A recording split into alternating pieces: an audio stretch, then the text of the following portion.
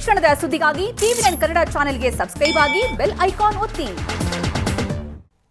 ಬರೀ ಇದೆಲ್ಲದರ ಬಗ್ಗೆ ಮಾತಾಡೋಣ. ಪ್ರೊಫೆಸರ್ ನರಸಿಂಹಪ್ಪ ನಮ್ಮೊಂದಿಗೆ ನೇರ ಸಂಪರ್ಕದಲ್ಲಿದ್ದಾರೆ, ಈಗ ಜಾಯ್ನ್ ಆಗಿದ್ದಾರೆ. ಜೊತೆಗೆ ನಮ್ಮ ಸ್ಟುಡಿಯೋದಲ್ಲಿದ್ದಾರೆ ವಿಶ್ವನಾಥ್ ಭಟ್ ಆರ್ಥಿಕ ತಜ್ಞರು, ಸಾಕಷ್ಟು ಸಂಗತಿಗಳ ಬಗ್ಗೆ ಮಾತಾಡ್ತಾರೆ ಅವರು. ಇನ್ನು ಪ್ರೊಫೆಸರ್ ನರಸಿಂಹಪ್ಪನವರು ರೈತರ ವಿಚಾರಕ್ಕೆ ಸಂಬಂಧಪಟ್ಟಂಗೆ ಏನು ಹೇಳ್ತಾರೆ, ಅವರ ಅಭಿಪ್ರಾಯಗಳು ಏನು ಅನ್ನುವಂಥದ್ದು. ಜೊತೆಗೆ ಪ್ರೊಫೆಸರ್ SR ಕೇಶವ ಆರ್ಥಿಕ ತಜ್ಞರು, ಜೊತೆಗೆ ಪ್ರೊಫೆಸರ್ ಕೂಡ ಹೌದು, ಬೆಂಗಳೂರು ಯೂನಿವರ್ಸಿಟಿ, ಅವರು ಕೂಡ ನಮ್ಮ ಜೊತೆಗೆ ನೇರ ಸಂಪರ್ಕಕ್ಕೆ ಬರ್ತಾರೆ. ಇನ್ನು ಚಂದ್ರಶೇಖರ್ ಹೆಬ್ಬಾರ್ ಹೋಟೆಲ್ ಮಾಲೀಕರ ಸಂಘದ ಅಧ್ಯಕ್ಷರು ಕೂಡ ನಮ್ಮೊಂದಿಗೆ ನೇರ ಸಂಪರ್ಕಕ್ಕೆ ಬರ್ತಾರೆ. ನಾನು ಶುರು ಮಾಡ್ತಾ ಇದ್ದೀನಿ ನರಸಿಂಹಪ್ಪನವ್ರ ಜೊತೆಗೆ. ನರಸಿಂಹಪ್ಪನವರೇ, ಇದು ಎರಡನೇ ಹಂತದ ಈ ಘೋಷಣೆಗಳು ಇವತ್ತಾಗಿರುವಂಥದ್ದು. ಅಂದರೆ ಈ ದೊಡ್ಡ ಒಂದು ಸ್ಕೀಮನ್ನು ಏನು ಘೋಷಣೆ ಮಾಡ್ತು ಮೋದಿ ಸರ್ಕಾರ, ಮೋದಿಯವರೇ ಸ್ವತಃ ಏನು ಘೋಷಣೆ ಮಾಡಿದ್ರು, ನಿನ್ನೆ ಮೊದಲ ಹಂತದಲ್ಲಿ ನಾವು ಯಾರ್ಯಾರಿಗೆ MSMEಗಳು ಎಕ್ಸಾಂಪಲ್ ಯಾರ್ಯಾರಿಗೆ ನಾವು ನೆರವನ್ನು ಕೊಡ್ತೀವಿ ಅಂತ ಇವತ್ತು ಅವರು ಕಾನ್ಸಂಟ್ರೇಟ್ ಮಾಡಿರುವಂಥದ್ದು ರೈತರಿಗೆ, ಅದರಲ್ಲೂ ಸಣ್ಣ ರೈತರಿಗೆ, ಜೊತೆಗೆ ಕಾರ್ಮಿಕರಿಗೆ, ಬೀದಿ ಬದಿಯ ವ್ಯಾಪಾರಿಗಳನ್ನು ಕಾನ್ಸಂಟ್ರೇಟ್ ಮಾಡಿರುವಂಥದ್ದು. ಏನಂತೀರಿ ಸರ್?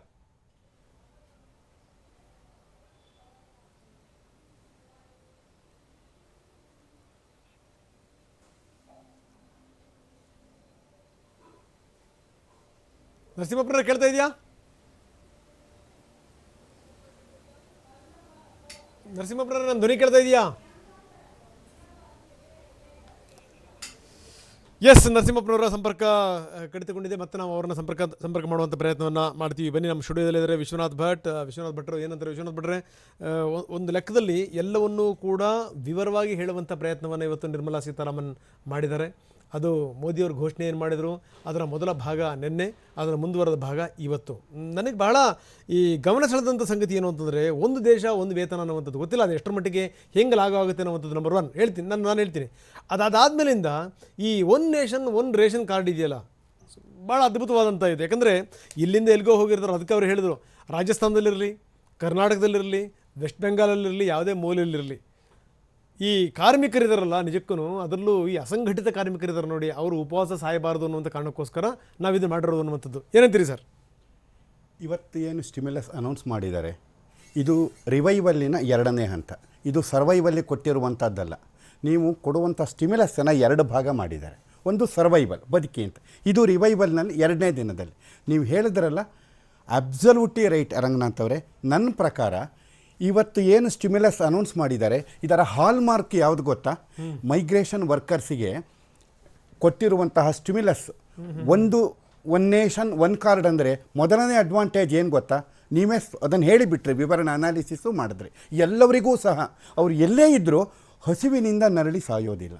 ಎರಡನೇದಾಗಿ ಇದರ ಜೊತೆಲಿ ಏನು ಹೇಳಿದ್ದಾರೆ ಅಂದರೆ, ಇನ್ನು ಮುಂದೆ ಅವರು ಕೆಲಸಕ್ಕೆ ಬಂದವರು ಎಲ್ಲೋ ಬೀದಿನಲ್ಲಿ ಫುಟ್ಪಾತಲ್ಲಿ ಮಲ್ಕೊಳ್ಳುವಂಥದ್ದು ಆ ಪರಿಸ್ಥಿತಿ ಇರೋದಿಲ್ಲ. ಇನ್ನು ಈ ಕೂಡಲೇ ಅಂತಲ್ಲ, 3-6 ತಿಂಗಳು ಮೇ ಬಿ ಇವ್ರುಗಳೆಲ್ಲ ಹೌಸಿಂಗ್ ಸ್ಕೀಮ್ ಅಂತ ಮಾಡಬೇಕು. ಸರ್ಕಾರ ಅದಕ್ಕೆ ಸಪೋರ್ಟ್ ಮಾಡುತ್ತೆ. ಅಂದರೆ ಮೈಗ್ರೇಷನ್ ವರ್ಕರ್ಸ್ ಎಷ್ಟು ಜನ ಇದ್ದಾರೆ? 8 ಕೋಟಿ ಜನಗಳಿಗೆ.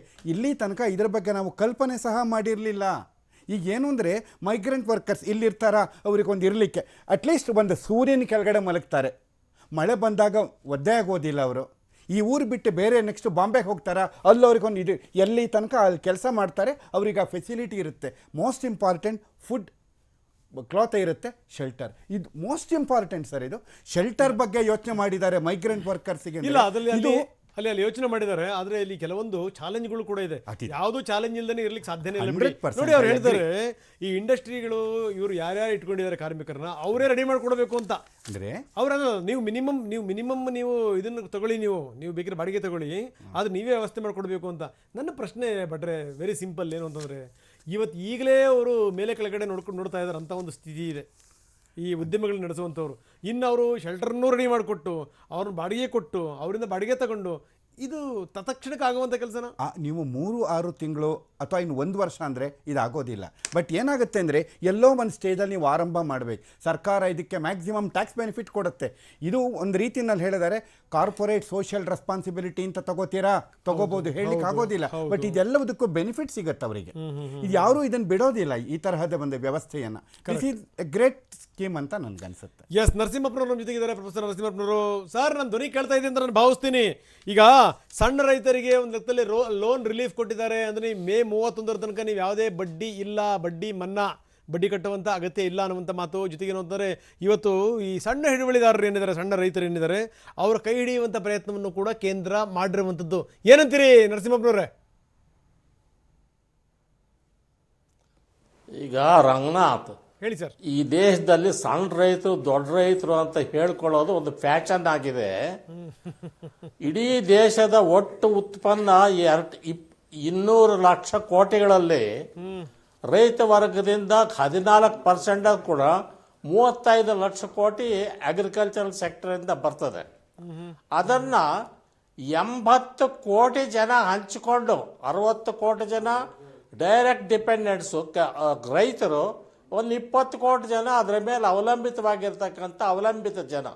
80 ಕೋಟಿ ಜನ 35 ಲಕ್ಷ ಕೋಟಿಗಳ ಅರ್ಹರಾಗ್ತಾರೆ. ಇನ್ನು 165 ಲಕ್ಷ ಕೋಟಿಗಳಿಗೆ ಬರೀ 30 ಕೋಟಿ ಜನ ಅರ್ಹರಾಗ್ತಾರೆ. ಅಲ್ಲಿಗೆ ರೈತರು ಶ್ರೀಮಂತರಿದ್ದಾರೆ. ಇದರಲ್ಲಿ ಸಣ್ಣ ರೈತರು ಬೇರೆ, ದೊಡ್ಡ ರೈತರು ಬೇರೆ ಅಂತ ಹೇಳೋದು ಕೇವಲ ರಾಜಕೀಯದ ಒಂದು ದೊಂಬರಾಟೆ ಹೊರತು ನಾನು ಇದನ್ನು ಒಪ್ಪತಕ್ಕ ಮಾತಲ್ಲ. ಸಣ್ಣ ರೈತರು ಅಂತಂದ್ರೆ 2.5 ಎಕರೆ ಜಪಾನ್ ನಲ್ಲಿ ಇದ್ರೆ ಅವನು ಒಳ್ಳೆ ರೈತ ಆಗಿರ್ತಾನೆ. ಇಲ್ಲಿ 2.5 ಎಕರೆ ಸಣ್ಣ ರೈತನಂತಂದ್ರೆ ಅವನೆಲ್ಲೋ ಕೂಲಿಕಾರನೂ ಆಗಿರಬೇಕು, ನರೇಗಾದಲ್ಲೂ ಕೆಲಸ ಮಾಡ್ತಾ ಇರಬೇಕು, ವಲಸೆ ಕಾರ್ಮಿಕನೂ ಆಗಿರಬೇಕು, ಮತ್ತು ರೈತನೂ ಆಗಿರಬೇಕು. ಮೊನ್ನೆ ವಲಸೆಯಾಗಿ ಹೋದ್ರಲ್ಲ, ಅವ್ರು ಯಾರು ಗೊತ್ತೇನೋ, ಊರಲ್ಲೇ 1/2 ಎಕರೆ 1 ಎಕರೆ 3/4 ಎಕರೆ ಇದ್ದ ಜನ ಇಲ್ಲಿ ಬಂದು ಬೊಂಬಾಯಿಗೋ ಬೆಂಗಳೂರಿಗೋ ಚಂಡೀಗಢ ಕೆಲಸ ಮಾಡಿ 1 ಎಕರೆ 3 ಎಕರೆ 5 ಎಕರೆ ವಾಪಸ್ ಹೋಗ್ತಾರೆ. ಈಗ ಉತ್ತರ ಕರ್ನಾಟಕದ ಬೇರೆ ಬೇರೆ ಭಾಗದಲ್ಲಿ ನೀವು 25-30 ಎಕರೆ ಇಟ್ಕೊಂಡ್ರು ಕೂಡ ಪಾಪ ಉಪಯೋಗ ಇಲ್ಲ. ಯಾಕಂದ್ರೆ ಕೆಲವೊಂದ್ ಕಡೆ ನೀರಿಲ್ಲ, ಕೂಲಿ ಮಾಡ್ಬೇಕಂತ ಸ್ಥಿತಿ ಇದೆ, ಏನು ಬೆಳೆಯಲ್ಲ. ಏನಪ್ಪ ರಂಗನಾಥ, ನೀನ್ ಏನ್ ಹೇಳಿದ್ರೆ ಹೇಳ್ತೀನಿ. ನಾನು ಪುಸ್ತಕ ಇಟ್ಕೊಂಡು ಭಾಷಣ ಮಾಡಬಲ್ಲೆ. ಏನ್ ಗೊತ್ತೇನು, 35 ಎಕರೆ 30 ಎಕರೆ ಗದ್ದೆ ಇರೋನು ಯಾವನಾದ್ರೂ ಒಂದು ಒಳ್ಳೆ ಕಾರ್ ತಗೊಂಡಿರ್ತಾನ, ಒಂದು 50 ಲಕ್ಷ ರೂಪಾಯಿ ಕಾರ್ ತಗೊಂಡಿರ್ತಾನ. ಅವನೇನಿದ್ರು ಒಂದು ಸೈಕಲ್ ಮೋಟರ್ ತಗೊಂಡ್ರೆ ದೊಡ್ಡತ್ತಿಗೆ ಒಂದು ಆಯ್ತಾ. ಒಂದು ಬೀಡಿ ಅಂಗಡಿ ಇಟ್ಕೊಂಡಿರೋನು ಬೆಳಗ್ಗೆ 6ರಿಂದ 8 ಕಾಫಿ ಮಾರೋನು ಒಂದೊಳ್ಳೆ ಕಾರ್ ಇಟ್ಕೊಂಡು ಓಡಾಡ್ತಾನೆ. ಅವನ ಮಕ್ಕಳು ಕಾನ್ವೆಂಟ್ಗೆ ಹೋಗ್ತಾರೆ, ಊಟಿನಲ್ಲಿ ಹೋಗ್ತಾರೆ, ದೇಹರಾದೂನಿಗೆ ಕಳಿಸ್ತಾರೆ. ಯಾವ ರೈತನ ಹೋಗ್ತಾನ್ರಿ? ಯಾಕೆ ಮಾತಾಡ್ತೀರಿ ಮಾತನ್ನ? ಇಲ್ಲ ಇಲ್ಲ ಇಲ್ಲ ನರಸಿಂಹಪ್ಪನವ್ರೆ, ನೀವು ತಪ್ಪು ತಿಳ್ಕೊಂಡ್ರಿ ನಾನು ಹೇಳಿದ್ದನ್ನ. ಏನು ಅಂದ್ರೆ ಉತ್ತರ ಕರ್ನಾಟಕದ ಕೆಲ ಭಾಗಗಳಲ್ಲಿ ನೀರಿನ ವ್ಯವಸ್ಥೆ ಇಲ್ಲ. ನಾನು ಹೇಳ್ತಿರೋದು 20-25 ಎಕರೆ ಇಟ್ಕೊಂಡ್ರು ಕೂಡ ಏನು ಬೆಳೀತಾ ಇಲ್ಲ ಅಲ್ಲಿ ಅಂತ ಹೇಳಿದೆ. ನಾನು ಬಹಳ ಕಷ್ಟ ಸ್ಥಿತಿಯಲ್ಲಿ ಇದ್ದಾರೆ ರೈತರು, ಅವರು ಕೂಡ ಡಿಪೆಂಡ್ ಆಗ್ಬೇಕು ಬೇರೆಯವ್ರ ಮೇಲೆ ಅಂತ ಹೇಳಿದೆ. ನೀವು ತಪ್ಪು ತಿಳ್ಕೊಂಡ್ರಿ ರಂಗನಾಥ್, ನೀವು ತಪ್ಪು ತಿಳ್ಕೊಂಡ್ರಿ. ಅದಕ್ಕೆ ರಂಗನಾಥ, ನೀನ್ ಏನ್ ಮಾಡಿದ್ರು ನಾನು ನಿನ್ನೇನು ತಪ್ಪು ತಿಳ್ಕೊಳ್ಳಲ್ಲ. ಯಾಕಂದ್ರೆ ನೀನ್ ನಮ್ಮ ಮನುಷ್ಯ. ಆದ್ರೆ ಹೇಳ್ತೇನೆ ಕೇಳಿಲ್ಲಿ, 25 ಎಕರೆ 30 ಎಕರೆ ಇರೋ ಉತ್ತರ ಕರ್ನಾಟಕದ ರೈತರು ಬೆಂಗಳೂರಿಗೆ ಯಾಕೆ ಬರ್ತಾರಪ್ಪ? ಪಾಪ ಅವರ ಒಂದು 500 ಚೀಲ ಭತ್ತ ಬೆಳೆದ್ರೆ ಅಥವಾ 600 ಚೀಲ ಭತ್ತ ಬೆಳೆದ್ರೆ ಶ್ರೀಮಂತರಾಗ್ಬಿಡ್ತಾರ ಅವರು. ಅದಕ್ಕೆ ಖರ್ಚಿಲ್ವಾ? ಅವ್ರು ಯಾವ ರೀತಿ? ನಿನಗೆ ಒಂದೇ ಒಂದು ಸಣ್ಣ ಉದಾಹರಣೆ ಕೊಡ್ತೀನಿ. ನೀನ್ ದಾವಣಗೆರೆನಾಗಿರೋದ್ರಿಂದ ಇದೆಲ್ಲ ಗೊತ್ತಿದೆ ನಿನಗೆ. ಒಂದು ಯಾವುದೇ ಉತ್ತರ ಕರ್ನಾಟಕದ, ವಿಶೇಷವಾಗಿ ಹೈದರಾಬಾದ್ ಕರ್ನಾಟಕದ ಹಳ್ಳಿಗಳಿಗೆ ಹೋದ್ರೆ 60 ವರ್ಷಕ್ಕಿಂತ ಹಿಂದೆ ಕಟ್ಟಿದ ಮನೆಗಳಲ್ಲೇ ವಾಸವಾಗಿದ್ದಾರೆ ಹೊರತು ಹೊಸದಾಗಿ 50 ವರ್ಷದಲ್ಲಿ ಈಚೆ ಹೊಸದಾಗಿ ಮನೆ ಕಟ್ಟಿಕೊಂಡು ನಾನು ರೈತನಾಗಿ ಹೊಸದಾಗಿ ಮನೆ ಕಟ್ಟಿದ್ದೀನಿ ಅಂದ್ರೆ ಒಬ್ಬನ್ನೇ ತೋರಿಸಿದ್ರೆ ನಿಮಗೆ ನಾನು ಸಾಷ್ಟಾಂಗ ನಮಸ್ಕಾರ ಮಾಡ್ತೇನೆ. ಯಾರೋ ಕಾಂಟ್ರಾಕ್ಟರ್ ಆಗಿರ್ಬೇಕು, ಮಗ ಗೌರ್ಮೆಂಟ್ ಕೆಲಸ ಮಾಡ್ತಾ ಇರಬೇಕು, ಇನ್ನೇನಾದ್ರು ಕೆಲಸ ಇದ್ರೆ ಮಾತ್ರ ಸಾಧ್ಯ ಹೊರತು ಇಲ್ಲದೆ ಇದ್ರೆ 25 ಎಕರೆ ಗದ್ದೆ ಬೆಳೆಯೋ ರೈತ ಕೂಡ, ಕೃಷ್ಣಾ ಬೈಲ್ನಲ್ಲಿ ಗದ್ದೆ ಬೆಳೆಯೋ ರೈತ ಕೂಡ ಒಂದು ಹೊಸ ಮನೆ ಕಟ್ಟಿಕೊಳ್ಳೋದಕ್ಕೆ ಇವತ್ತಿನವರೆಗೂ ಅವಕಾಶ ಆಗಿಲ್ಲ. ಅಂದ್ರೆ ನಮ್ಮ ರೈತ ವರ್ಗವನ್ನ ಎಷ್ಟು ಪ್ರಮಾಣದಲ್ಲಿ, ಎಷ್ಟು ತೀವ್ರ ರೀತಿಯಲ್ಲಿ ಇವರು ಶೋಷಣೆ ಮಾಡ್ತಾ ಇದ್ದಾರೆ ನಾನು ಹೇಳ್ಬೇಕಾಗತ್ತಾ ನಿಮಗೆ? ನಿಜ ನಿಜ ನಿಜ ನಿಜ ನಿಜ ನಿಜ ನರಸಿಂಹಪ್ಪನವ್ರೆ, ಈಗ ಇವತ್ತು ಏನು ಘೋಷಣೆಗಳನ್ನು ಮಾಡಿದ್ರು ಇವತ್ತು ನಿರ್ಮಲಾ ಸೀತಾರಾಮನ್, ಅದರ ಪಾಯಿಂಟ್ಗಳನ್ನು ಅವಲೋಕಿಸಿದಂಥ ಸಂದರ್ಭದಲ್ಲಿ ಏನು ಅನಿಸ್ತು ಸರ್ ನಿಮಗೆ? ನನಗೆ ಆ ನಿರ್ಮಲಾ ಸೀತಾರಾಮನ್ ಬಗ್ಗೆ ನಾನು ಅನ್ನೋದಕ್ಕೇನಿಲ್ಲ. ಆ ಹೆಣ್ಣು ಮಗಳು ಪ್ರೈಮ್ ಮಿನಿಸ್ಟರ್ ಏನು ಹೇಳ್ಕೊಡ್ತಾರ ಹೇಳ್ತಾರೆ ಅಷ್ಟೇ ಹೊರತು ಪಾಠ ಒಪ್ಪಿಸ್ತಾರೆ. ಆದರೆ ಅದರ ರೈತರ ಸಮಸ್ಯೆಗಳಿಗೆ ನಾಚಿಕೆ ಆಗಲ್ವಾ? 12 ಲಕ್ಷ ಕೋಟಿ ರೂಪಾಯಿ ಅಗ್ರಿಕಲ್ಚರ್ ಕ್ರೆಡಿಟ್. ಅದರಲ್ಲಿ ಯೂಸ್ಲೈನ್ ಆಗಿದೆ ಎಷ್ಟ್ರಿ? 4,22,000 ಕೋಟಿ ರೂಪಾಯಿ. ಬಾಯಿ ಬಿಟ್ಟುಕೊಂಡು ನಬಾರ್ಡ್ ಅನ್ನೋದು 30 ವರ್ಷಗಳಿಂದ ಸ್ಟಾರ್ಟ್ ಆಯ್ತು. National bank for agriculture and rural development ಅಂತ. ಅವರು 29,500 ಕೋಟಿ ರೂಪಾಯಿ ಸಾಲ ಕೊಟ್ಟಿದೀವಿ ಅಂತ ಮೀಸೆ ತಿರುಗಿಕೊಂಡು ಹೇಳ್ತಾರಲ್ಲ, ಅದನ್ನ ಮುಚ್ಚಿ ಬಾಗಿಲು ಹಾಕೊಡ್ಬೇಕ್ರಿ. ಯಾತಕ್ ಬೇಕದು? ಮನೆ ಕಟ್ಸಕ್ ಹೋಗ್ತಾ ಇದಾರೆ. ಅವ್ರಿಗೆ 25,000 ರೂಪಾಯಿ ಕೋಟಿ ಕೊಡ್ತಿದ್ದಾರೆ. 6,700 ಕೋಟಿ ರೂಪಾಯಿ ಸಾಲ ಕೊಟ್ಟಿದೀವಿ ಇಡೀ 30 ರಾಜ್ಯಗಳ ಇಂಡಿಯಾ ದೇಶದಲ್ಲಿ. 6,700 ಕೋಟಿ ರೂಪಾಯಿ ಸಾಲ ಕೊಟ್ಟಿರೋದು ಹೇಳ್ತಾರೆ. ಇನ್ಫ್ರಾಸ್ಟ್ರಕ್ಚರ್ಗೆ 2,700 ಕೋಟಿ ರೂಪಾಯಿ ಕೊಟ್ಟಿರೋದು ಹೇಳ್ತಾರೆ. ನಾವು ಹೇಳಿದ್ದೆಲ್ಲ ನಾನು ಬರ್ಕೊಂಡಿದ್ದೀನಪ್ಪ ರಂಗಣ್ಣ, ನೀನ್ ಕೇಳ್ತೀಯ ಅಂತ ಇವೆಲ್ಲ ಬರ್ಕೊಂಡಿದ್ದೀನಿ ನಾನು, ಆಯ್ತಾ? ಯಾವುದ್ರಲ್ಲೂ ಕೂಡ ಕೃಷಿ ಬಗ್ಗೆ ಇದುವರೆಗೆ ಇವರು ಯೋಚನೆ ಕೂಡ ಮಾಡಿಲ್ಲ ಅನ್ನೋದು ಅತ್ಯಂತ ವಿಷಾದದಿಂದ, ಅತ್ಯಂತ ನೋವಿನಿಂದ ಹೇಳಬೇಕಾದ ಪರಿಸ್ಥಿತಿ ಇವತ್ತು ನಿರ್ಮಲಾ ಸೀತಾರಾಮನ್ನೇ ಕಲ್ಪಿಸ್ಕೊಟ್ಬಿಟ್ರು ನಮ್ಗೆ. ನಾನು ಇಷ್ಟು ಕೆಟ್ಟ ರೀತಿನಲ್ಲಿ ಇರುತ್ತೆ ಅಂತ ನಾನು ತಿಳ್ಕೊಂಡಿರ್ಲಿಲ್ಲಪ್ಪ. ಓಕೆ, ಎಸ್ ನರಸಿಂಹಪ್ಪನವ್ರೆ, ನಿಮ್ಮ ಮಾತಲ್ಲಿ ನಿಜಕ್ಕೂ ಸತ್ಯ ಇದೆ. ಇದ್ರ ಬಗ್ಗೆ ನಾನು ಮಾತಾಡ್ತೀನಿ, ಇನ್ನಷ್ಟು ನಾನು ನಿಮ್ಮ ಜೊತೆ ಚರ್ಚೆ ಮಾಡ್ತೀನಿ. ಆದರೆ ಬನ್ನಿ, ಅದಕ್ಕಿಂತ ಮೊದಲು SR ಕೇಶವ್ ನಮ್ಮ ಜೊತೆಗೆ ಜಾಯ್ನ್ ಆಗಿದ್ದಾರೆ, ಆರ್ಥಿಕ ತಜ್ಞರು, ಜೊತೆಗೆ ಪ್ರೊಫೆಸರ್ ಕೂಡ ಹೌದು ಬೆಂಗಳೂರು ಯೂನಿವರ್ಸಿಟಿ. ಕೇಶವ್ ಅವರೇ, ಈಗ ಇದು ಎರಡನೇ ಭಾಗ ಇವತ್ತು ನಿರ್ಮಲಾ ಸೀತಾರಾಮನ್ ಅವರು ಹೇಳಿರುವಂಥದ್ದು. ಇವತ್ತು ಈ ಸಣ್ಣ ರೈತರು ಅನ್ನೋದನ್ನು ಪ್ರೊಫೆಸರ್ ನರಸಿಂಹಪ್ಪನವರು ಒಪ್ಕೊಳ್ಳೇ ಇಲ್ಲ. ಈ ಸಣ್ಣ ರೈತರು ದೊಡ್ಡ ರೈತರು ಅಂತ ಡಿವೈಡ್ ಮಾಡುವಂಥದ್ದೇ ದೊಡ್ಡ ತಪ್ಪು ಅನ್ನುವಂಥ ಮಾತನ್ನು ಹೇಳಿದ್ರು. ನಿಜ, ಯಾಕಂದರೆ ಅವ್ರ ದೃಷ್ಟಿಕೋನದಲ್ಲಿ, ಯಾಕಂದರೆ ರೈತರನ್ನ ಭಾಳ ಹತ್ತಿರದಿಂದ ಕಂಡಿರುವಂಥವ್ರು ಅವರು.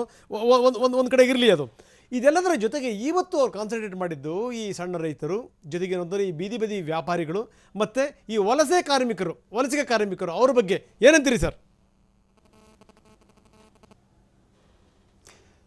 ಮುಖ್ಯವಾಗಿ ಏನು ಅಂತಂದರೆ, ಒಂದು ನರಸಿಂಹಪ್ಪ ಅವ್ರು ಹೇಳಿದ ಮಾತನ್ನು ಒಪ್ಕೊಳ್ತಾ, ಆದರೆ ಈಗ 84% ಅಷ್ಟು ರೈತರನ್ನ ನಾವು ಸಣ್ಣ ಮತ್ತು ಅತಿ ಸಣ್ಣ ರೈತರು ಅಂತ ಹೇಳಿ ಸರ್ಕಾರದ ಅಂಕಿಅಂಶಗಳು ನಮಗೆ ಕೊಡುತ್ತೆ. ಅವ್ರ ಹತ್ರ 44% ಭೂಮಿ ಇದೆ ಅನ್ನೋಂಥದ್ದು ಸತ್ಯ. ಹಾಗಾಗಿ ನಾವು ಆ ರೈತರನ್ನ ಪೂರ್ಣವಾಗಿ, ಅವ್ರ ಹತ್ರ ಕಡಿಮೆ ಜಮೀನು ಇರ್ಬೋದು, ಅದನ್ನು ಒಪ್ಕೊಳ್ತಾ ಅವ್ರಿಗೇನೂ ನಾವು ಮಾಡದೆ ಹೋದರೆ ತೊಂದರೆ ಆಗೇ ಆಗುತ್ತೆ. ಹಾಗಾಗಿ ಈಗ ಹೆಂಗಿದ್ರು ನಮಗೆ ಈಗ ಈಗ ಮಾನ್ಸೂನ್ಸ್ ನಮಗೆ ನಾರ್ಮಲ್ ಇರೋದ್ರಿಂದ ಏನು ಮಾಡಬಹುದು ಅಂತ ಯೋಚನೆ ಮಾಡ್ತಾ ಈಗ ಇನ್ನೂ ಅಷ್ಟು 30,000 ಕೋಟಿ, ಈಗಾಗಲೇ ಮೊದಲು ಕೊಟ್ಟಿದ್ದು 90,000 ಕೋಟಿಗೆ ಸೇರಿಸಿ ಆ್ಯಡ್ ಮಾಡಿ ಕೊಟ್ಟಂಥದ್ದು ಸ್ವಾಗತಾರ್ಹ. ಆದರೆ ಇನ್ನೂ ಹೆಚ್ಚಿನದನ್ನು ಅಗ್ರಿಕಲ್ಚರ್ಗೆ ನಿರೀಕ್ಷಿಸೋದು ತಪ್ಪಲ್ಲ. ಆದರೆ ಈಗ ಮಾಡಿರೋದನ್ನು ಖಂಡಿತ ಸ್ವಾಗತಿಸ್ತೀನಿ. ಯಾಕೆಂತಂದರೆ ಅತಿ ಸಣ್ಣ ರೈತರಿಗೂ ಮತ್ತು ಸಣ್ಣ ರೈತರಿಗೆ ಈವನ್ ಒಂದು ಉಳುಮೆ ಮಾಡಲಿಕ್ಕೆ ಬೀಜ ತಗೊಳ್ಳಿಕ್ಕೆ ಕೂಡ ಸಾಲ ಮಾಡುವಂಥ ದುಸ್ಥಿತಿ ಈ ದೇಶದಲ್ಲಿ ಇದೆ. ಸೊ ಹಾಗಾಗಿ ಇರುವಂಥದ್ರಲ್ಲಿ 90,000 crores ಮೇಲೆ ಇನ್ನೊಂದು 30,000 crores ಆ್ಯಡ್ ಮಾಡಿದ್ರೆ ಅದು ಖಂಡಿತ ಅಡ್ವಾಂಟೇಜ್ ಆಗತ್ತೆ ಅಂತ ಅನ್ಕೋತೀನಿ. ಆಮೇಲೆ ಇದರಲ್ಲಿ ಮೇಜರ್ ಪುಷ್ ಸಿಕ್ಕಿದ್ದು ಇವತ್ತಿನ ಸೆಕೆಂಡ್ ರೌಂಡ್ ಅನೌನ್ಸ್ಮೆಂಟಲ್ಲಿ ಮೈಗ್ರೆಂಟ್ ವರ್ಕರ್ಸ್ಗೆ. ಯಾಕೆಂದರೆ ನಾವು ದಿನ TV ನಿಮ್ಮ ಮಾಧ್ಯಮಗಳಲ್ಲೂ ನಾವು ನೋಡಿದ ಹಾಗೆ ತುಂಬನೇ ಮತ್ತೆ ಕಣ್ಣೆದುರಿಗೂ ಕಾಣಿಸ್ತಾ ಇದೆ, ತುಂಬ ಶೋಚನೀಯವಾದ ಸ್ಥಿತಿಯಲ್ಲಿ ಅವರಿದ್ರು. ಅವರಿಗೆ ತುಂಬ ಒಂಥರ ಒಂದು ಓವರ್ ಆಲ್ ಪ್ಲಾನನ್ನು ಅವ್ರಿಗೆ ಕೊಟ್ಟಂಗಿದೆ. ಅವ್ರಿಗೆ ಒಂದು ಧೈರ್ಯ ತುಂಬುವ ಕೆಲಸನೂ ಮಾಡಿದೆ, ಆಶಾಕಿರಣ ಕೂಡ ಅವ್ರಿಗೆ ಮೂಡುತ್ತೆ. ಮೊದಲನೇದೇನು ಅಂತಂದರೆ, ಇವತ್ತು ನಾವು ಊರಿಗೆ ಹೋಗಿದ್ದೀವಿ, ಊರಿಗೆ ಹೋದರೆ ಕೆಲಸಕ್ಕೆ ಏನು ಅಂತಂದರೆ, ಇಲ್ಲ MG ನರೇಗಾದಲ್ಲಿ ನಿಮಗೆ ಈಗ ರಿಜಿಸ್ಟರ್ ಮಾಡ್ಕೊಳ್ಳಿದ್ದೀವೋ, ಈಗಲೂ ನೀವು ರಿಜಿಸ್ಟರ್ ಮಾಡ್ಕೋಬೋದು, ರಿಜಿಸ್ಟರ್ ಮಾಡ್ಕೊಳ್ಳಿ, ಕೆಲಸಗಳನ್ನು ಅದರಲ್ಲಿ ಇನ್ನೂ ಹೆಚ್ಚು ಮಾಡ್ತೀವಿ, ಅದಕ್ಕೆ ಹೆಚ್ಚು ಅಲೋಕೇಶನ್ ಕೊಡ್ತೀವಿ, ನೀವು ಕೆಲಸ ಮಾಡಿ, ನಿಮ್ಮೂರುಗಳಲ್ಲೇ ಈಗ ಸದ್ಯಕ್ಕೆ ಕೆಲಸ ಮಾಡಿ ಅನ್ನೋಂಥ ಕಾರ್ಡ್ ಇಲ್ಲಪ್ಪ, ಇವಾಗ ಸದ್ಯಕ್ಕೆ ಕಾರ್ಡ್ ಇಲ್ಲ, ನಾನು ಊಟ ಅದನ್ನ ನ್ಯಾಷನಲ್ ಲೆವೆಲಲ್ಲಿ ಮಾಡ್ತೀವಿ ಅಂತಾನು ಹೇಳಿದ್ದಾರೆ. ನ್ಯಾಷನಲ್ ಲೆವೆಲ್ದು ಒಂದೇ ಒಂದು ನಾವು ಮಿನಿಮಮ್ ವೇಜಸ್ ಆಕ್ಟ್ ಅಲ್ಲಿ ಮಾಡಕ್ ಟ್ರೈ ಮಾಡ್ತೀವಿ ಅಂತ.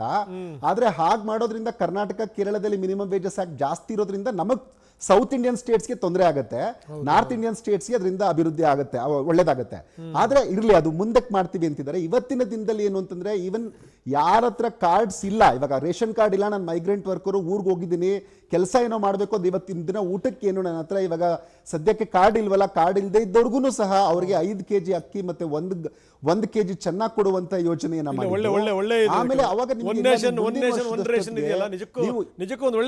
ಮತ್ತೆ ಮುಂದಿನ ವರ್ಷದಷ್ಟೊತ್ತಿಗೆ ಅಂದ್ರೆ ಮಾರ್ಚ್ 31, 2021 ಅಷ್ಟೊತ್ತಿಗೆ ನೀವು ದೇಶದ ಯಾವ ಭಾಗಕ್ಕೆ ವಲಸೆ ಹೋದ್ರೂ ಇದೇ ಕಾರ್ಡಲ್ಲಿ ನಿಮಗೆ ವ್ಯಾಲಿಡಿಟಿ ಸಿಗುತ್ತೆ, ಅಲ್ಲಿ ನೀವು ರೇಷನ್ ತಗೋಬಹುದು, ನೀವು ಹೆದರ್ಕೋಬೇಕಾಗಿಲ್ಲ. ಮುಂದೆ ನೀವು ಅಂದರೆ ನೀವು ನಿಮ್ಮೂರಲ್ಲಿ ಸದ್ಯಕ್ಕೆ ಇರಿ ಅಂತಲೂ ಮುಂದೆ ನೀವು ವಾಪಸ್ ಮತ್ತೆ ನಿಮ್ಮ ಮರಳಿ ನಿಮ್ಮ ಎಲ್ಲಿ ಕೆಲಸ ಮಾಡ್ತಿದ್ರು ಅಲ್ಲಿಗೆ ಹೋದಾಗಲೂ ನೀವು ಹೆದರ್ಕೋಬೇಕಾಗಿಲ್ಲ. ನಿಮ್ಗೆ ಒಂದು ರೇಷನ್ ಒಂದು ಕಾರ್ಡಲ್ಲಿ ನಿಮಗೆ ಒಂದು ದೇಶ ಒಂದು ರೇಷನ್ ಕಾರ್ಡಲ್ಲಿ ನಿಮ್ಗೆ ಸಹಾಯ ಆಗುತ್ತೆ ಅನ್ನೋಂಥ ಮಾತನ್ನ ಹೇಳಿದ್ದು ತುಂಬ ನಿಜವಾಗ್ಲೂ ಅದು ಒಂದು ಬೂಸ್ಟ್ ಕೊಡುತ್ತೆ. ಈಗ ವಾಪಸ್ ಹೋಗಿರೋರಿಗೆ ಅನೇಕರಿಗೆ ಸೈಕಲಾಜಿಕಲ್ ಆಗಿ ನಾವು ಮತ್ತೆ ಮರಳಿ ಹೋಗಬಾರ್ದು, ತುಂಬ ದುಸ್ಥಿತಿನ ಅನುಭವಿಸಿದ್ವಿ ಅಂತ ಅನ್ಕೊಳ್ಳೋರ್ಗೆ ಇಲ್ಲ, ಅಟ್ಲೀಸ್ಟ್ ನಾನು ವಾಪಸ್ ಹೋದ್ರೂ ಇದೇ ಕಾರ್ಡಲ್ಲಿ ನಾನು ಅಲ್ಲೂ ಕೂಡ ರೇಷನ್ ತಗೋಬಹುದು ಅನ್ನೋಂಥ ಒಂದು ಧೈರ್ಯ ಬರುತ್ತಲ್ಲ, ಆ ಧೈರ್ಯ ಅದು 67 ಕೋಟಿ ಬೆನಿಫಿಷರೀಸ್ ಇರ್ತಾರೆ ಅಂತ ಇವತ್ತಿನ ಸ್ಟೇಟ್ಮೆಂಟ್ ಕೊಟ್ಟಿದ್ದಾರೆ.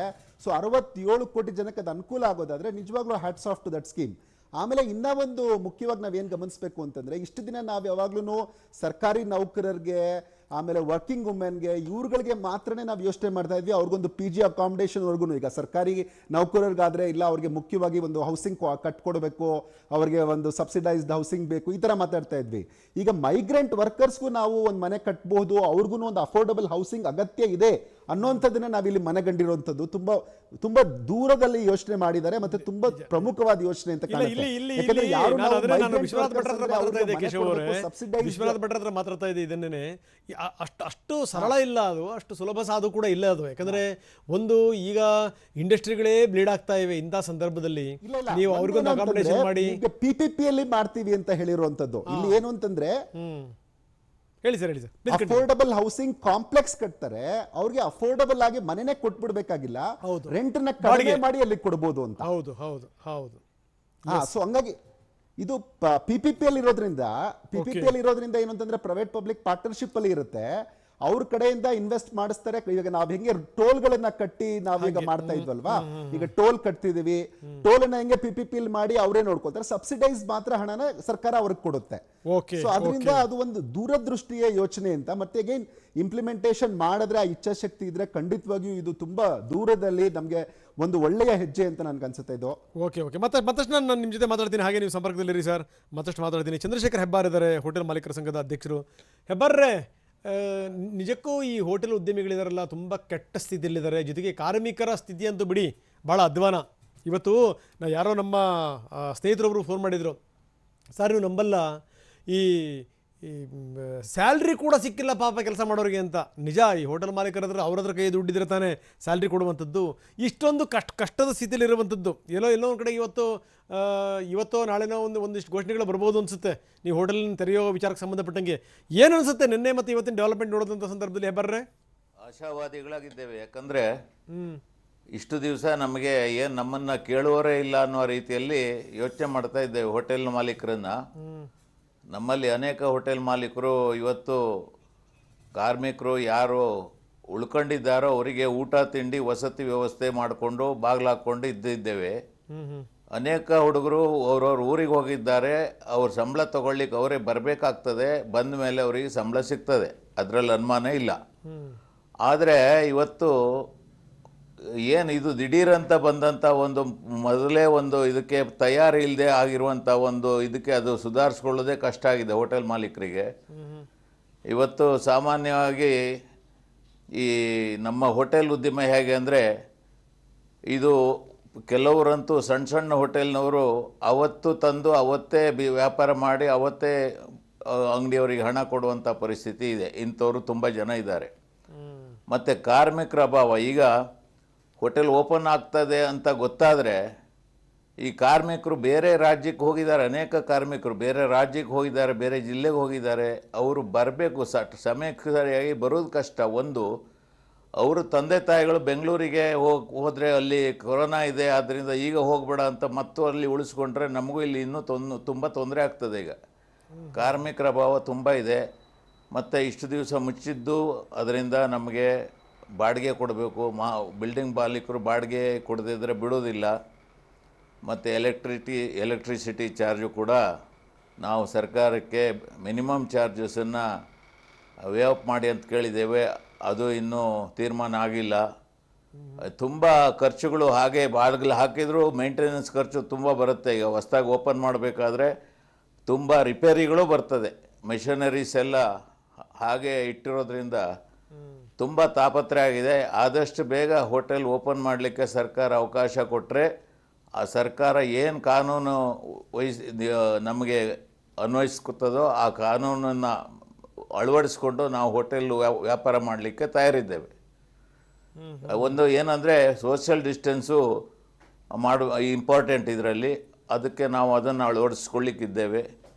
ಇನ್ನು ಸಾಮಾನ್ಯವಾಗಿ ಸ್ಯಾನಿಟೈಸರ್ ಇಡಬೇಕು, ಮತ್ತು ಮೇಂಟೆನೆನ್ಸ್ ಇಂಪಾರ್ಟೆಂಟು, ಇದು ಮಾಸ್ಕ್ ಹಾಕಬೇಕು, ಆಮೇಲೆ ಇನ್ನು ಏನು ಸ್ವಚ್ಛವಾಗಿ ಇಟ್ಕೋಬೇಕು. ಇದು ಎಲ್ಲದಕ್ಕೂ ನಾವು ಬದ್ದರು. ಯಾಕಂದರೆ ನಮ್ಮ ಹೋಟೆಲ್ ಉದ್ಯಮ ಕಾಂಪಿಟೇಟಿವ್ ಬಿಸ್ನೆಸ್ ಇದು. ಜನರು ಕೂಡ ಎಲ್ಲಿ ಅನುಕೂಲ ಇದೆ, ಎಲ್ಲಿ ಚೆನ್ನಾಗಿದೆಯೋ ಅಲ್ಲಿಗೆ ಹೋಗ್ತಾ ಇರ್ತಾರೆ. ಆದ್ದರಿಂದ ಇವತ್ತು ನಾವು ಹೇಳೋದು, ಸರ್ಕಾರ ಆದಷ್ಟು ಬೇಗ ನಮ್ಮ ಹೋಟೆಲ್ ಉದ್ಯಮಕ್ಕೆ ವ್ಯಾಪಾರ ಮಾಡಲಿಕ್ಕೆ ಅವಕಾಶ ಮಾಡಿಕೊಡಬೇಕು. ನಮಗೂ ಗೊತ್ತಾಗ್ತದೆ ಸಮಸ್ಯೆ ಕೊರೋನಾ ಇರೋದು, ಅದನ್ನು ಸಾಧ್ಯವಾದಷ್ಟು ಅದನ್ನು ಏನು ಮದುವೆ ಮನೆಗೆ 50 ಜನಕ್ಕೆ ಅವಕಾಶ ಕೊಟ್ಟಿರುವಾಗ ಹೋಟೆಲ್ ಉದ್ಯಮಕ್ಕೆ 50 ಜನಕ್ಕೆ ಯಾಕೆ ಅವಕಾಶ ಕೊಡಬಾರ್ದು?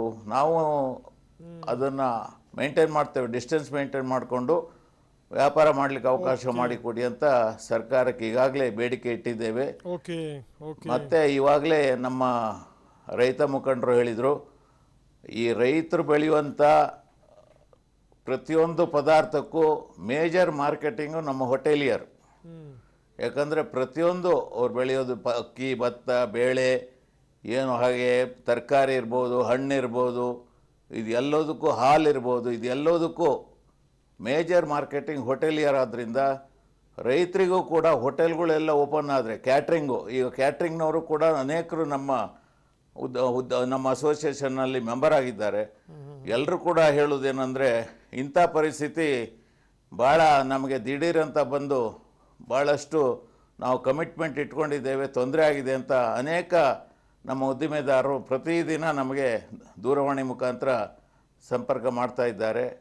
ಮೊನ್ನೆ ಕೂಡ ನಾವು ಮುಖ್ಯಮಂತ್ರಿಗಳ ಜೊತೆ ಮೀಟಿಂಗ್ ಮಾಡಿದಾಗ ನಮ್ಮ ಉದ್ದಿಮೆಗೆ ಅನುಕೂಲ ಮಾಡಿಕೊಡಿ, ಮಿನಿಮಮ್ ಚಾರ್ಜಸ್ಸು ಮನ್ನಾ ಮಾಡಿಸಿ, ಎಲೆಕ್ಟ್ರಿಸಿಟಿದು ಮತ್ತು ಪ್ರಾಪರ್ಟಿ ಟ್ಯಾಕ್ಸ್ ಮನ್ನಾ ಮಾಡಿಸಿ, ಮತ್ತು ಏನು EMI ಕಟ್ಟುವಂಥದ್ದು ಮುಂದಕ್ಕೆ ಹಾಕಿಸಿ. ಅದ್ರ ಜೊತೆಗೆ ಈಗ ನಮ್ಮಲ್ಲಿ ನಮ್ಮ ಹೋಟೆಲ್ನಲ್ಲಿ ಸಾಮಾನ್ಯವಾಗಿ ಈ ಕರ್ನಾಟಕದಲ್ಲಿ ಒಂದು 50,000 ಹೋಟೆಲ್ ಇರ್ಬೋದು ಅಂದಾಜು. ಒಂದು ಹೋಟೆಲ್ನಲ್ಲಿ ಮಿನಿಮಮ್ 30 ಜನ ಇಟ್ಟುಕೊಂಡ್ರು ಎಷ್ಟು ಜನ ಆ ಒಬ್ಬ ಜನಕ್ಕೆ 5 ಜನ ಅವನ್ನು ಮೇಂಟೈನ್ ಮಾಡೋದಾದ್ರು ಎಷ್ಟು ಜನರೇ ಆ ಒಂದು ಜೀವನಕ್ಕೆ ಆಧಾರವಾಗಿ ಹೋಟೆಲ್ ಉದ್ದಿಮೆ ಇದೆ ಅಂತ ಒಂದು ಆಲೋಚನೆ ಮಾಡಿದರೆ ಇದು ಒಂದು ಅತ್ಯುತ್ತಮ. ಈ ಜನರಿಗೆ ಹೋಟೆಲ್ ಉದ್ದಿಮೆ ಬೇಕೇ ಬೇಕು. ಹೋಟೆಲ್ಗಳು ಓಪನ್ ಇಲ್ಲದೆ ಹೋದರೆ ದಿನ ಬೆಳಿಗ್ಗೆ ಎದ್ದು ಕಾಫಿ ಕುಡಿಬೇಕು, ಅವ್ರು ಕೆಲಸಕ್ಕೆ ಹೋಗಬೇಕಾದ್ರೆ 5 ನಿಮಿಷದಲ್ಲಿ ತಿಂಡಿ ತಿನ್ಕೊಂಡು ಹೋಗ್ಬೋದು ಹೋಟ್ಲಲ್ಲಿ, ಅಷ್ಟು ವ್ಯವಸ್ಥೆ ಇದೆ ಈಗ. ಆದ್ದರಿಂದ ಹೋಟೆಲ್ ಉದ್ದಿಮೆ ಇವತ್ತು ನೆಲ ಕಚ್ಚಿದೆ. ಇದಕ್ಕೆ ಸರ್ಕಾರ ಏನಾದರೂ ಆದಷ್ಟು ಬೇಗ ಹೋಟೆಲ್ಗಳನ್ನ ಓಪನ್ ಮಾಡಲಿಕ್ಕೆ. ಓಕೆ ಸರ್, ನೀವು ಹಾಗೆ ಸಂಪರ್ಕದಲ್ಲಿ ಸರ್. ಮತ್ತಷ್ಟು ನಿಮ್ಮ ಜೊತೆ ನಾನು ಮಾತಾಡ್ತೀನಿ. ಹೆಬ್ಬರ್ರವ್ರು ಹೇಳ್ತಾ ಇದ್ದಾರೆ, ಒಂಥರ ಮುಖ್ಯಮಂತ್ರಿಗಳ ಎದುರುಗಡೆ ನಾವು ಹೋಗಿದ್ವಿ, ಅವ್ರಿಗೊಂದಿಷ್ಟು ಮನವಿಯನ್ನು ಕೂಡ ಕೊಟ್ಟಿದ್ದೀವಿ ಏನು ಆಗಬೇಕು ಅನ್ನುವಂಥದ್ದು. ಜೊತೆಗೆ ಏನಂದರೆ ಬಾಗಿಲು ಮುಚ್ಚಿದ್ರೂ ಕೂಡ ಒಂದಷ್ಟು ಖರ್ಚುಗಳು ಅನ್ನುವಂಥದ್ದು ಇದ್ದೇ ಇರುತ್ತೆ. ಕಾರ್ಮಿಕರಿಗೂ ಕೂಡ ಸಂಬಳ ಕೊಡಬೇಕಾಗತ್ತೆ ಅನ್ನುವಂಥದ್ದು ಪ್ರಮುಖವಾಗಿ ಬಂದಿರುವಂಥದ್ದು ಇದೆಯಲ್ಲ, ಕಾರ್ಮಿಕರಿಗೆ ಸಂಬಳ ಸಿಗುವಂಥದ್ದು. ಯಾಕಂದರೆ ಅಷ್ಟು ಸುಲಭ ಸಾಧ್ಯ ಅಲ್ಲ ಕಾರ್ಮಿಕರಿಗೆ ಸಂಬಳ ಕೊಡೋದಿದೆಯಲ್ಲ. ಯಾಕಂದರೆ ಹೋಟೆಲ್ಗಳು ಬಂದಾಗಿದೆ. ಈ ಸಂದರ್ಭದಲ್ಲಿ ಎಷ್ಟು ಮಟ್ಟಿಗೆ ಕಾರ್ಮಿಕರಿಗೆ ಇವರು ಸಂಬಳ ಕೊಡಲಿಕ್ಕೆ ಸಾಧ್ಯ, ಏನು ಎತ್ತ, ಇವೆಲ್ಲ ಪ್ರಶ್ನೆಗಳು ಕೂಡ ಅತ್ಯಂತ ಸಹಜವಾಗಿ ಉದ್ಭವ ಆಗುತ್ತೆ. ಬಟ್ರೆ ನಾನು ತಮಗೆ ಕೇಳ್ತಾ ಇದ್ದೀನಿ, ನಿನ್ನೆ ಮತ್ತು ಇವತ್ತಿನ ಪಾಯಿಂಟ್ಸ್ಗಳು ನೋಡಿದಂಥ ಸಂದರ್ಭದಲ್ಲಿ ಈಗ ನೋಡಿ, ನರಸಿಂಹಪ್ಪನವ್ರು ಹೇಳಿದ್ರು ನಾವು ಇದನ್ನು ನಿರೀಕ್ಷೆ ಮಾಡಿರಲಿಲ್ಲ, ಇನ್ನಷ್ಟು ಏನಾದರೂ ಯೋಜನೆಗಳನ್ನು ಪ್ರಕಟಿಸ್ತಾರೆ ಅನ್ನುವಂಥ ನಿರೀಕ್ಷೆ ಇತ್ತು ಅನ್ನುವಂಥ ಮಾತನ್ನು ಹೇಳಿದರು. ಏನಂತೀರಿ ಸರ್? ಅಲ್ಲ, ಅವರು ಬೆಳಿಗ್ಗೆ ಅವಾಗ ಸರಿಯಾಗಿ ಕೇಳಿಸ್ಕೊಳ್ಳಿಲ್ವೇನೋ ಅನಿಸುತ್ತೆ. ನಿರ್ಮಲಾ ಸೀತಾರಾಮನ್ ಈ ಥರ ಕನ್ಫ್ಯೂಷನ್ ಬರಬಾರ್ದು ಅಂತ ಆರಂಭದಲ್ಲೇ ಹೇಳಿದ್ದಾರೆ. ಕೃಷಿ ಕ್ಷೇತ್ರಕ್ಕೆ ಇವತ್ತು ಮುಗಿದಿಲ್ಲ ಆ್ಯಕ್ಚುಲಿ. ಅಂದರೆ ವೆರಿ ಸ್ಮಾಲ್ ಫಾರ್ಮರ್ಸಿಗೆ ಹೇಳಿದ್ದಾರೆ. ಎಂಟೈರ್ ಕೃಷಿ ಕ್ಷೇತ್ರ, ಸಮಗ್ರವಾಗಿ ಕೃಷಿ ಕ್ಷೇತ್ರ ಇನ್ನೂ ಟಚ್ ಮಾಡಿಲ್ಲ. ಆರಂಭದಲ್ಲೇ ಹೇಳಿದ್ದಾರೆ, ನೀವು ತೆಗೆದು ನೋಡಿ. ಅದರಿಂದ ಕೃಷಿ ಕ್ಷೇತ್ರ ಮುಗಿದೋಯ್ತು ಖಂಡಿತ ಹಾಗಿಲ್ಲ, ಆಯಿತಾ. ಇದು ಒಂದು ವಲ್ನರಬಲ್ ಸೆಕ್ಷನ್, ಅಂದರೆ ಅತೀ ದುರ್ಬಲ ವರ್ಗದವರು, ಸ್ಟ್ರೀಟ್ ವೆಂಡರ್ಸು, ಮೈಗ್ರೇಷನ್ ವರ್ಕರ್ಸು, ಈ ತರಹ ವಲಸೆ ಹೋಗೋ ಕಾರ್ಮಿಕರು ಅಂದರೆ ಬದುಕಲಿಕ್ಕೋಸ್ಕರ ಶ್ರಮ ಪಡ್ತಿರೋರು, ಅವರನ್ನು ಅಟೆಂಡ್ ಮಾಡಿರೋದೇ ಹೊರತು ನಾಳೆ ನಾಡಿದ್ರಂಗೆ ರೈತರಿಗೂ ಕೂಡ ಒಂದಷ್ಟು ಖಂಡಿತ ಇದೆ ಸರ್. ಆರಂಭದಲ್ಲೇ ಹೇಳಿದ್ದಾರೆ, ಬಿಗಿನಿಂಗಲ್ಲೇ ಹೇಳಿದ್ದಾರೆ. ಆದ್ದರಿಂದ ಬಹುಶಃ ಅವರು ಸ್ವಲ್ಪ ಬ್ಯುಸಿ ಇರ್ಬೋದು, ಅವ್ರು ಕೇಳಿಸ್ಕೊಂಡಿರ್ಲಿಕ್ಕಿಲ್ಲ. This is what personally I feel. ಖಂಡಿತ ಹಾಗಿಲ್ಲ. ಫ್ರಮ್ ದ ಬಿಗಿನಿಂಗ್ನಲ್ಲೇ ಅವರು ಆ ಮಾತನ್ನು ಹೇಳಿದ್ದಾರೆ. ಇವತ್ತು ಯಾರನ್ನು ಅಟೆಂಡ್ ಮಾಡಿದ್ದಾರೆ ಹೇಳಿ? ವಲಸೆ ಕಾರ್ಮಿಕರು, ಸ್ಮಾಲ್ ಫಾರ್ಮರ್ಸು, ಸ್ಟ್ರೀಟ್ ವೆಂಡರ್ಸು, ನಂತರದಲ್ಲಿ ಸೆಲ್ಫ್ ಎಂಪ್ಲಾಯ್ಡ್, ಅವ್ರ ಟ್ರೈಬಲ್ಸು, ಅಂದರೆ ತುಂಬ ದುರ್ಬಲ ವರ್ಗದವರು ಇವತ್ತು ಅಟೆಂಡ್ ಮಾಡಿದ್ದಾರೆ ಅಷ್ಟೇ. ಅಂದರೆ ಇದು ಅವರು ಬದುಕಲಿ ಅಂತ. ನಿಮ್ಮ ಮೈಗ್ರೆಂಟ್ ವರ್ಕರ್ಸಿಗೆ ಏನು ಹೇಳಿದ್ದಾರೆ ಹೇಳಿ? ನೀವು ಎಲ್ಲೇ ಇರಿ, ನಿಮಗೆ 5 kg ಅಕ್ಕಿ, 1 kg ಬೇಳೆನ 2 ತಿಂಗಳು ಕೊಡ್ತೀವಿ ಅಂತ. ಇದು ಯಾರಿಗೆ ಕೊಡ್ತಿರೋದು? ತುಂಬ ದುರ್ಬಲ ವರ್ಗದವರಿಗೆಲ್ಲ. ಕೃಷಿಯನ್ನು ಸಪ್ರೇಟಾಗಿ ಬರುತ್ತೆ.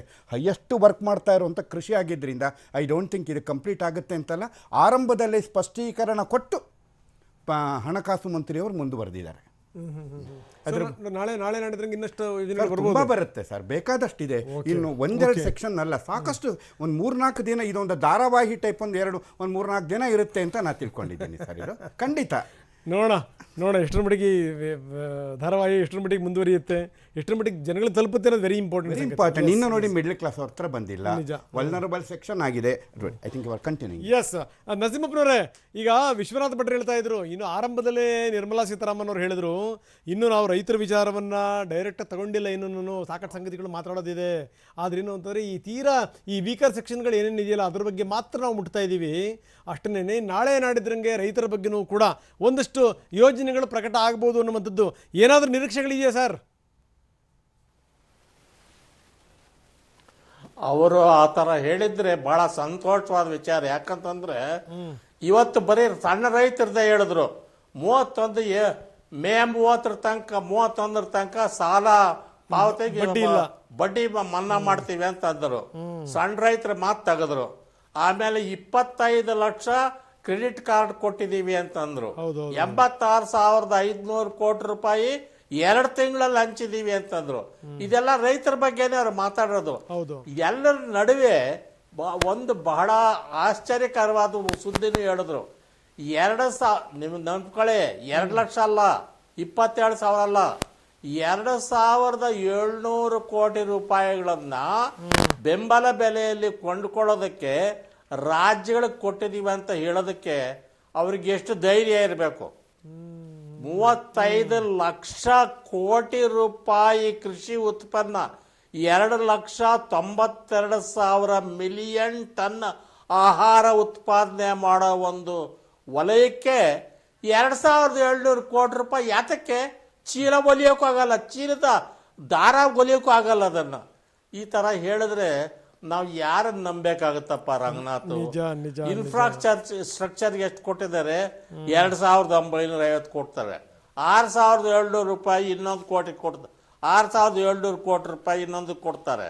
4,22,000 ಕೋಟಿ ರೂಪಾಯಿನ 12 ಲಕ್ಷ ಕೋಟಿ ಅಗ್ರಿಕಲ್ಚರ್ ಕ್ರೆಡಿಟ್ ಅಲ್ಲಿ ಇಷ್ಟು ಕೋಟಿ ಅದು ಯಾರಿಗೆ ಹೋಗ್ತದೆ ಗೊತ್ತೇನು ನಿಮಗೆ ಅದನ್ನು ಇಂಟ್ರೆಸ್ಟಿಂಗ್ ಆಗಿ ಹೇಳ್ತೀನಿ ಕೇಳ್ರಿ. ಮಹಾರಾಷ್ಟ್ರ, ಗುಜರಾತ್, ಕರ್ನಾಟಕ, ತಮಿಳುನಾಡು ಈ ರಾಜ್ಯಗಳು ಹೆಚ್ಚು ಕಡಿಮೆ 3 ಲಕ್ಷ ಕೋಟಿ ಅಗ್ರಿಕಲ್ಚರ್ ಕ್ರೆಡಿಟ್ ಉಪಯೋಗಿಸ್ಕೊಳ್ತವೆ. ಇನ್ನು ವೆಸ್ಟ್ ಬೆಂಗಾಲ್, ಬಿಹಾರ್, ಉತ್ತರ ಪ್ರದೇಶ 23 ಕೋಟಿ ಜನಸಂಖ್ಯೆ ಇರತಕ್ಕಂಥ ಉತ್ತರ ಪ್ರದೇಶ, ಹರಿಯಾಣ, ಆಮೇಲೆ ಒರಿಸ್ಸಾ, ಮಧ್ಯಪ್ರದೇಶ ಇವರೆಲ್ಲ ಸೇರಿದ್ರು ಕೂಡ 1.5 ಲಕ್ಷ ಕೋಟಿ ಉಪಯೋಗಿಸಕ್ಕಾಗಲ್ಲ. ಈ ಪರಿಸ್ಥಿತಿನಲ್ಲಿ ನಾವಿದ್ದೀವಿ. ಅವರು ಏನೇನು ಹೇಳ್ತಾರೆ. ಇನ್ನೊಂದು ವಿಚಾರ ಅಂದರೆ ಬಹಳ ಅವರು ನಿರ್ಮಲಾ ಸೀತಾರಾಮನ್ ಯೋಚನೆ ಮಾಡಬೇಕಾಗಿತ್ತು. ಅವರು ಚೆನ್ನಾಗಿ ವಿದ್ಯಾವಂತರು, ತಿಳ್ಕೊಂಡಿದ್ದಾರೆ. EMI ಅಂತಂತಾರೆ. ಕೃಷಿ ಲೋನ್ಗೆ EMI ಎಲ್ಲಿರುತ್ತೆ?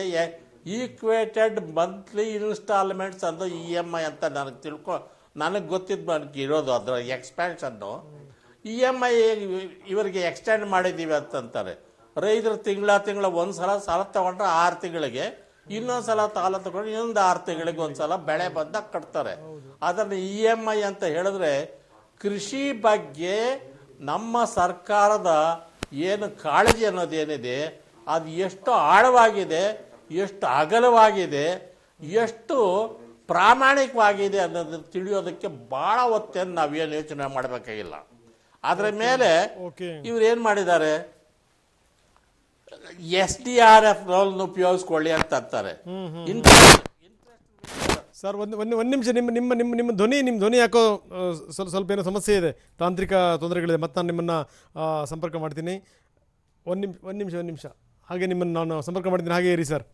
ಸೊ ಇದೆಲ್ಲದರ ಜೊತೆಗೆ ಈಗ ಈ ನನ್ನ ಕೊನೆಯದಾಗಿ ಕೇಶವ್ ಅವರೇ, ಈಗ ವಿಶ್ವನಾಥ ಭಟ್ರು ಮಾತು ಹೇಳಿದ್ರು ಆರಂಭದಲ್ಲೇ, ತುಂಬ ಸ್ಪಷ್ಟವಾಗಿ ಹೇಳಿದ್ರು ಸಚಿವೆ, ನಾವು ಈ ಸಣ್ಣ ರೈತರನ್ನ ಮಾತ್ರ ವಿಚಾರದ ಬಗ್ಗೆ ಮಾತ್ರ ಚರ್ಚೆ ಮಾಡ್ತಾ ಇದ್ದೀವಿ, ನಂಬರ್ 1. ಜೊತೆಗೆ ಏನಂತಾರೆ ತುಂಬ ಈ ವೀಕರ್ ಸೆಕ್ಷನ್ಗಳಿದೆಯವಲ್ಲ ಅದನ್ನು ಮಾತ್ರ ನಾವು ಟಚ್ ಮಾಡ್ತಾ ಇದ್ದೀವಿ ಅನ್ನುವಂಥದ್ದು. ಈ ಬೀದಿ ಬದಿ ವ್ಯಾಪಾರಿಗಳಾಗಿರ್ಬೋದು, ಜೊತೆಗೆ ಏನಂತಾರೆ ಈ ಕಾರ್ಮಿಕರು, ಅದರಲ್ಲೂ ಈ ವಲಸಿಗ ಕಾರ್ಮಿಕರಾಗಿರ್ಬೋದು, ಈ ರೀತಿ ಜೊತೆಗೆ ಟ್ರೈಬ್ಸ್.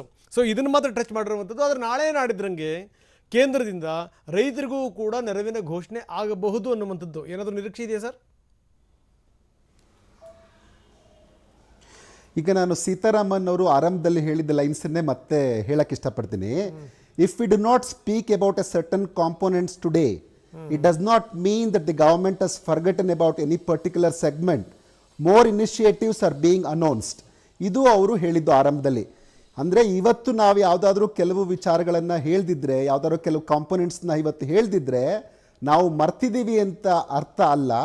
ಅದನ್ನ ಮುಂಬರುವ ದಿನಗಳಲ್ಲಿ ನಾವು ಅದನ್ನ ಅನೌನ್ಸ್ ಮಾಡ್ತೀವಿ ಅನ್ನುವಂಥ ಮಾತನ್ನ ಅವ್ರು ಹೇಳಿದ್ರು. ಸೊ ಇದನ್ನ ಅವರು ವಿಶ್ವನಾಥ್ ಭಟ್ ಹೇಳಿದ್ ಸರಿಯಾಗಿದೆ, ಯಾಕೆಂದ್ರೆ ಅದನ್ನ ಅವರು ಆರಂಭದಲ್ಲಿ ಹೇಳಿನೇ ಇದನ್ನೆಲ್ಲ ಶುರು ಮಾಡಿದ್ರು.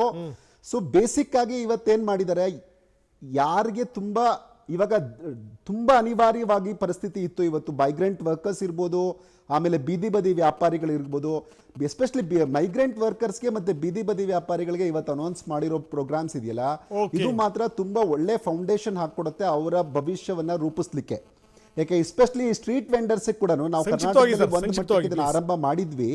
ಆದ್ರೆ ಇಲ್ಲಿಗ ಇದು ಒಂದು ನ್ಯಾಷನಲ್ ಲೆವೆಲ್ ಅಲ್ಲಿ ಇವರು ಒಂದು 5,000 crores ನಾವು ಸ್ಟ್ರೀಟ್ ವೆಂಡರ್ಸ್ಗೆ ಕೊಟ್ಟಿದ್ದಂಥದ್ದು, 50 ಲಕ್ಷ ಸ್ಟ್ರೀಟ್ ವೆಂಡರ್ಸ್ಗೆ ಇದರಿಂದ ಯೂಸ್ ಆಗುವಂಥದ್ದು ಇದೆಯಲ್ವಾ.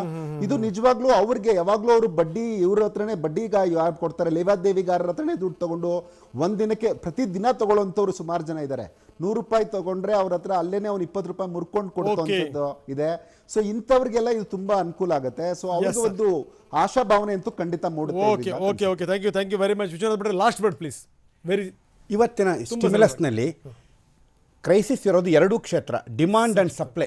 ಈ ಸಪ್ಲೈನಲ್ಲಿ ಯಾರೂ ಅಟೆಂಡ್ ಮಾಡಿಲ್ಲ, ನಿನ್ನೆನೂ ಅಟೆಂಡ್ ಮಾಡಿದ್ದಾರೆ, ಅಂದರೆ ಪೂರೈಕೆ ವಿಚಾರದಲ್ಲಿ ಅಟೆಂಡ್ ಮಾಡಿದ್ದಾರೆ. And the second time demand ಅನ್ನು ಸಹ ಅಟೆಂಡ್ ಮಾಡಿದ್ದಾರೆ.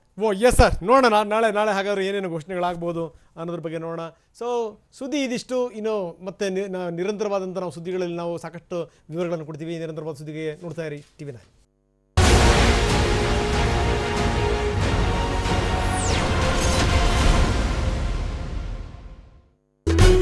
ನಮ್ಮೂರು ಪ್ರತಿದಿನ ರಾತ್ರಿ 8 ಗಂಟೆಗೆ TV9ನಲ್ಲಿ ಮಾತ್ರ.